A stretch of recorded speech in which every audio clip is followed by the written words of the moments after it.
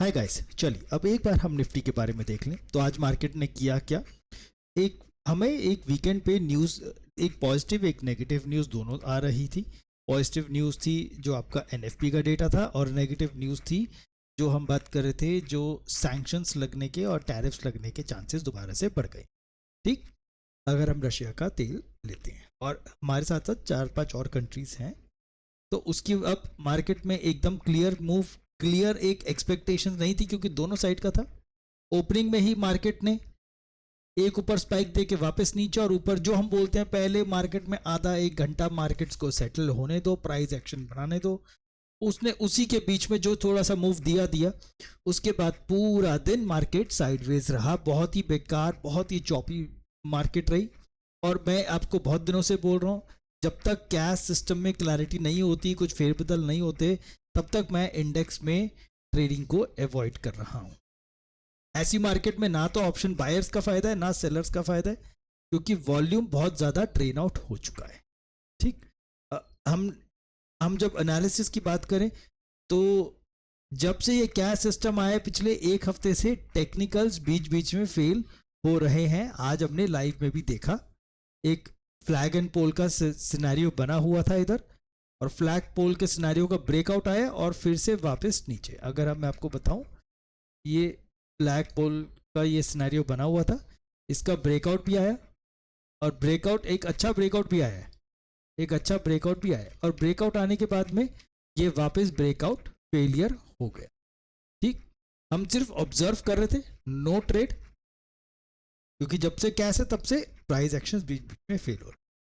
ठीक है, अब हम आज और ऊपर से अगर आपने न्यूज़ में अपडेटेड रहेंगे, तो अभी शाम को ही न्यूज़ आई है कि SEBI is trying to investigate कि ये यहाँ पे जो 3 और 4 तरीकों कैश में जो मूव, कैश की वजह से जो मूवमेंट आया है, उसमें मैनिपुलेशंस को लेके सेबी को भी डाउट्स है, और वो उस पर इन्वेस्टिगेट कर रही है। ठीक, तो ये सेबी की तरफ से भी आ रहा है। वी जस्ट होप कि इस पर कोई एक कंस्ट्रक्टिव एक्शंस लिए जाएं, इसमें चेंजेस लाए जाएं जो रिक्वायर्ड है, ताकि एक वापस नॉर्मल ट्रेडिंग रिज्यूम हो सके। तब तक स्टॉक्स कीजिए, तब तक कमोडिटीज़ करिए। प्राइस एक्शन बनेगा तो करिए, नहीं बनता तो कोई दिक्कत नहीं है। ठीक, अब मार्केट में फिलहाल हम कल की बात कर लेते हैं। कल एक्सपायरी है, तो मुझे पता है आप में से कुछ हैं जो अभी भी ट्रेड करना पसंद करते हैं। तो चलिए एक बार हम देख लेते हैं। सबसे पहले ग्लोबल मार्केट्स की तरफ चलते हैं। तो ग्लोबल मार्केट्स में यूएस मार्केट्स ये रेड में है, लेकिन अगर आपका देखा जाए 0.26, 0.04, 0.30, तो बहुत ज़्यादा मायने नहीं रखता इतना ज़्यादा। ठीक, तो ये मैं इसको बेरिश मार्केट अभी भी नहीं बोलूँगा, बिल्कुल भी बेरिश मार्केट कुछ नहीं बोल सकता। वैसे भी ऑल टाइम हाई पे चल रहा है, ये हमने पीछे ऑब्जर्व भी किया था जब ऑल टाइम हाई पे था, अभी 2-3 दिन पहले ही। तो एक पुल बैक लेना एक एक मामूली बात है। यूरोपियन मार्केट्स ग्रीन में हैं, और ये बाकी एक रेड में है, बट ओवरऑल यूरोपियन मार्केट्स में भी ये एक साइडवेज टू बुलिश का सिनेरियो बना हुआ। एशियन मार्केट्स की बात करा जाए, निकी 2% अप है, 1300 पॉइंट्स, और कॉस्ट भी जो हमेशा दिखता है बहुत ज़्यादा, लेकिन वो अभी ऑलमोस्ट साइडवेज जोन में ही है परसेंटेज के हिसाब से देखा जाए। और गिफ्ट निफ्टी अपना -41 पॉइंट्स। चलिए एक बार इसका देख लेते हैं, सेंसिबल। तो सेंसिबल एफआईआई डेटा क्या बोलता है। एफआईआई देखो कितनी स्मॉल क्वांटिटी में बना के गए हैं पोजीशंस, सिर्फ 2100 लॉट, बहुत ही कम है। ऐसी वॉल्यूम तो हम ये क्या बोलते हैं अपने डीआईआईस के थ्रू ऑब्जर्व करते हैं। आज एफआईआईस में ऐसी आ रही है। चलिए ठीक है, इन्होंने कॉल भी बाय करके गए हैं, पुट भी बाय करके गए हैं। Okay, hedged positions. ठीक, प्रो प्लेयर्स क्या कर रहे हैं, 1879 लॉट्स फ्यूचर के बाय करके गए हैं, और कॉल सेल पुट सेल, ये भी एक तरह से सेफ गेम खेलने की कोशिश करें, दोनों को सेलिंग करके। ठीक है, वो दोनों बाइंग करके सेलिंग कर, चल ओके। अब हमारे रिटेलर्स क्या कर रहे हैं, फ्यूचर्स के 34 लॉट्स शॉर्ट करके गए हैं, कॉल भी बाय पुट भी बाय। तो कहीं ना कहीं ये सारी की सारी एक मिक्स्ड पोजीशंस ही बनी हुई है आज हर किसी की तरफ से. Everyone is trying to stay safe and everybody is trying to stay away as much as possible, इसलिए वॉल्यूम्स बहुत ज़्यादा गिरा हुआ है. और DIIs 260 lots bullish, 32 lots call buying और 1500 लॉट पुट सेलिंग. तो कहीं ना कहीं सिर्फ एक DII एक क्लियर वन साइडेड मूव का, एक बुलिश मूव का बना के गया है, बाकी सारे के सारे एक साइडवेज जोन में फंसे हुए हैं. साइडवेज नहीं, आई मीन ये सेफ जोन में और दोनों साइड की पोजीशंस बना के गए.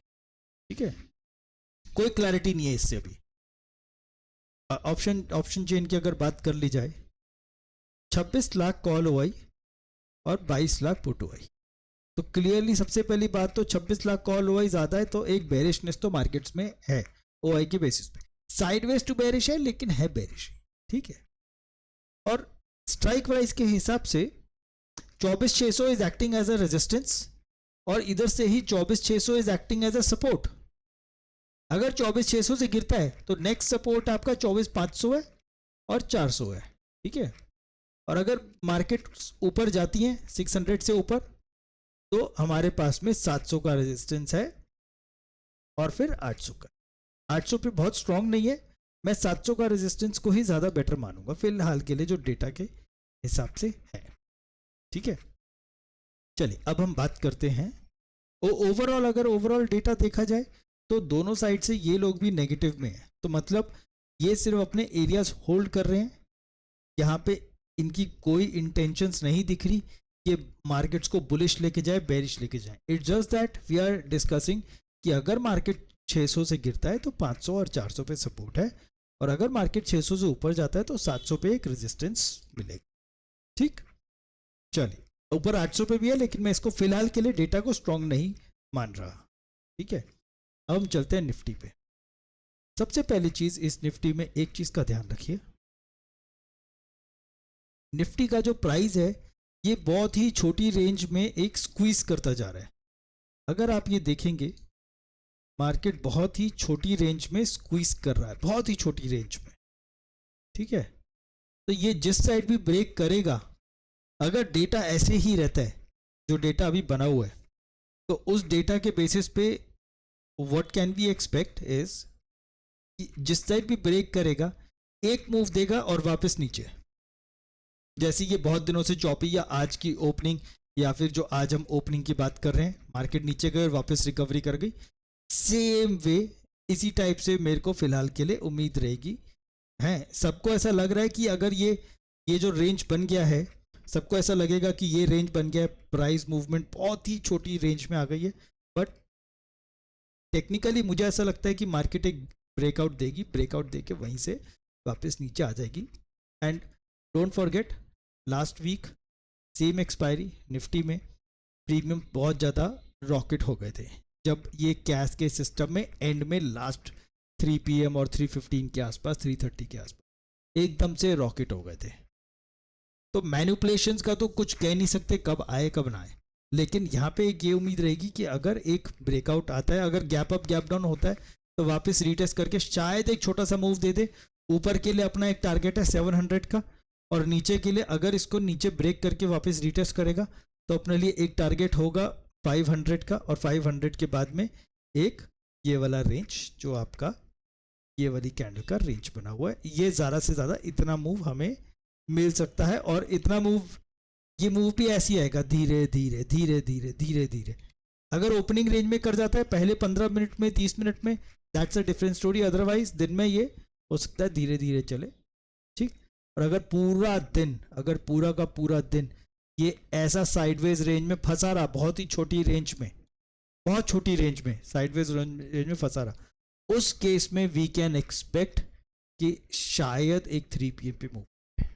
हमें साइडवेज रेंज चाहिए तभी जाके 3 PM पे कुछ मूव आएगा, उससे पहले 3 PM के मूव को एक्सपेक्ट करना इज नॉट आइडियल.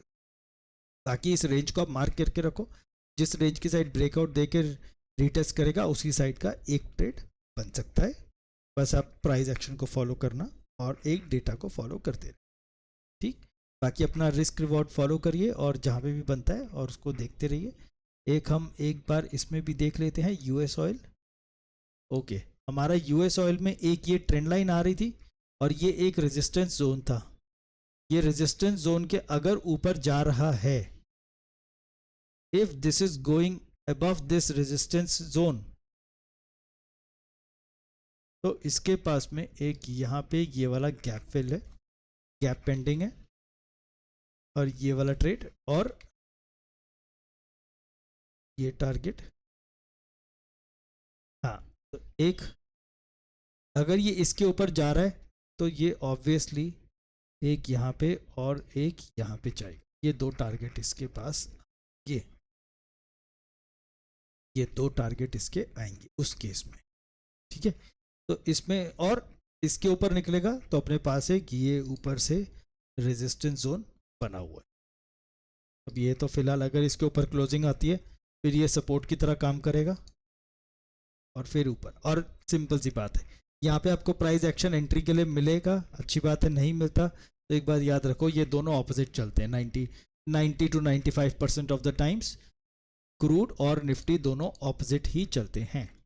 तो इसीलिए आप क्रूड को भी ध्यान रखिएगा, क्रूड जिस साइड का मूव दे रहा है, निफ्टी का हम ऑपोजिट साइड का मूव एक्सपेक्ट करेंगे, ठीक।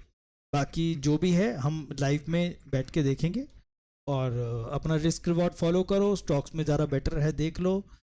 और अगर निफ्टी में बहुत क्लियर प्राइस एक्शन बनता है और बहुत ही ज़्यादा ज़रूरी है ट्रेड करना, तो एक फिर आपकी मर्ज़ी है, आपका पैसा है। बाकी मिलते हैं कल।